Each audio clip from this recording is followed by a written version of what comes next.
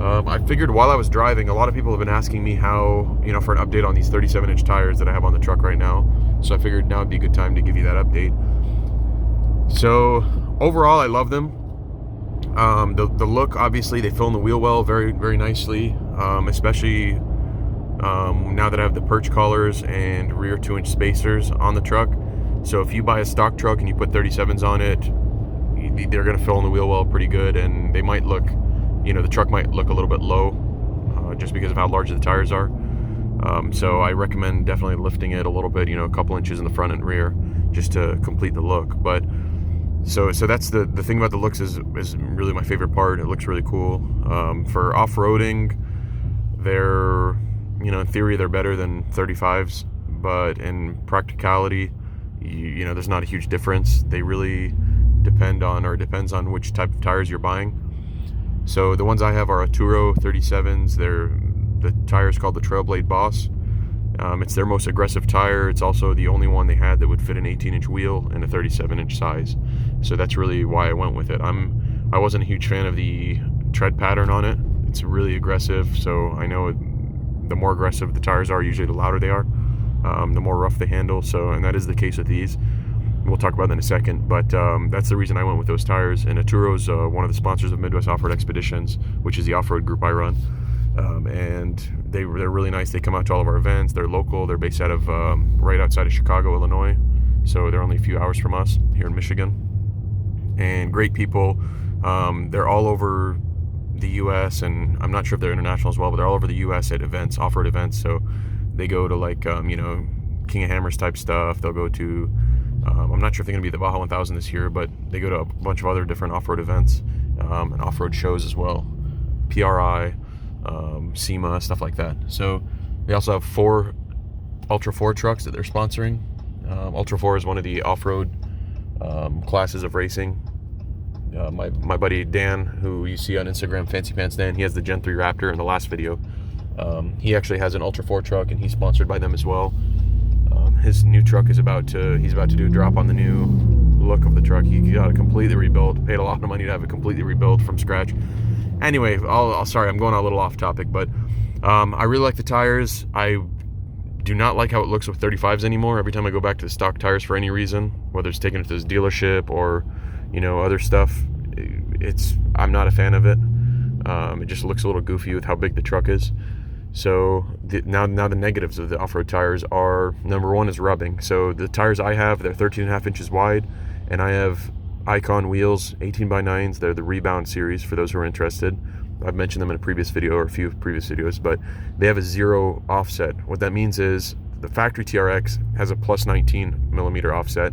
So going from a plus 19 to a 0 pushes out your tires 19 millimeters at each corner. Out. So the more negative you go, the more your wheels stick out. So obviously the more you stick out, the cooler the truck looks up to an extent. But it also causes a lot of issues. Now that your tires stuck out more, it causes more rubbing, and you'll have issues where it could be, you could make contact with the fenders. Sorry, I'm letting this guy cut in front of me. You can make contact with the fenders since now you're sticking out wider. When your tire comes up in full compression, you can make contact with the outer lip of the fenders on all 4 corners. So you have to be careful with that. And then also the geometry of it with 37s, and especially a 13.5 inch wide tire. That's a pretty wide tire. When you're fully turned lock to lock, either right or left, it can also make contact with your wheel liner. And that's what happens on mine. That's honestly the only issue I've had. I haven't had any of the fender issues where, under full compression I'm rubbing or anything.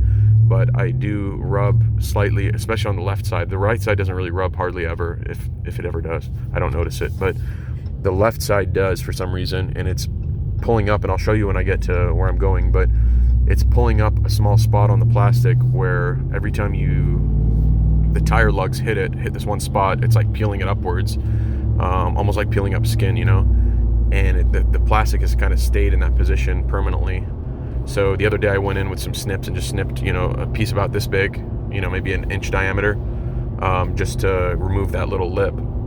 I haven't really noticed if it's rubbing. I haven't driven. Today's the first time I'm driving the truck since then. So you will have some rubbing issues if you go to, number one, a wide tire. Number two, a big tire. So 37s also come in a variety of sizes. They're all 37s, but if you actually measure them, some are 36, some are 36 and a quarter, some are 37 and a half.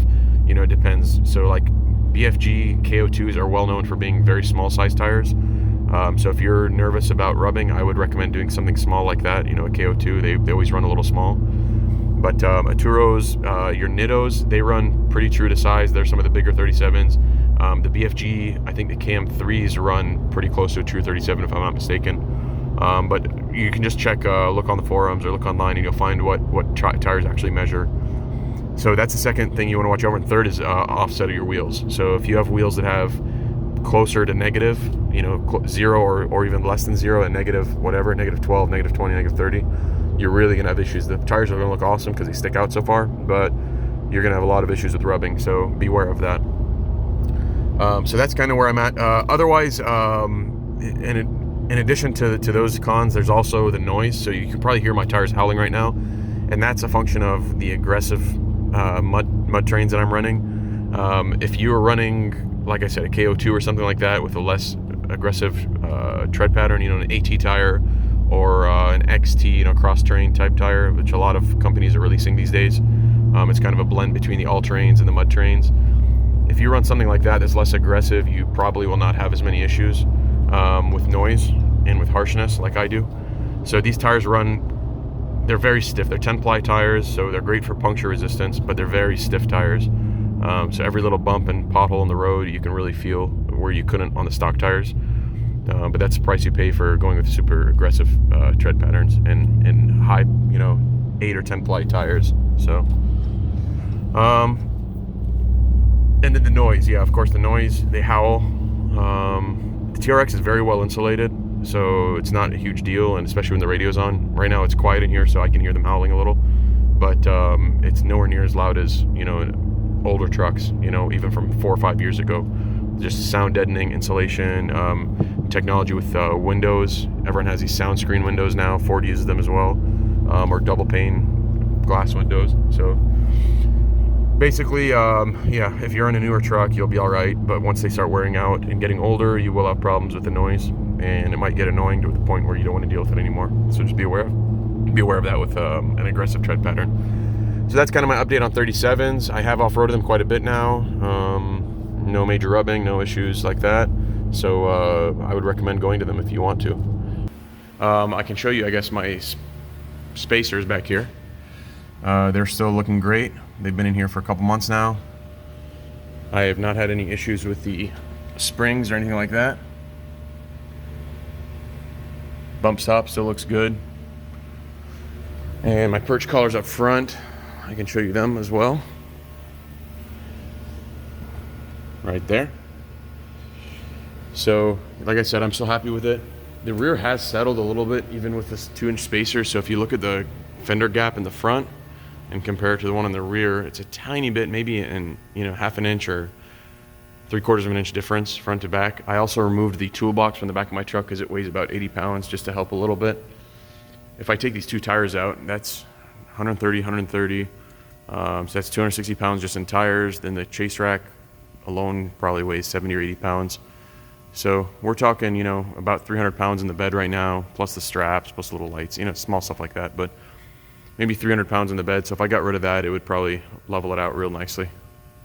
So for those who ask on Instagram all the time about the perch collars, with 2-inch spacers in the back, if you off-road this thing, it sags so much that with 2-inch spacers in the back, it's still nose high.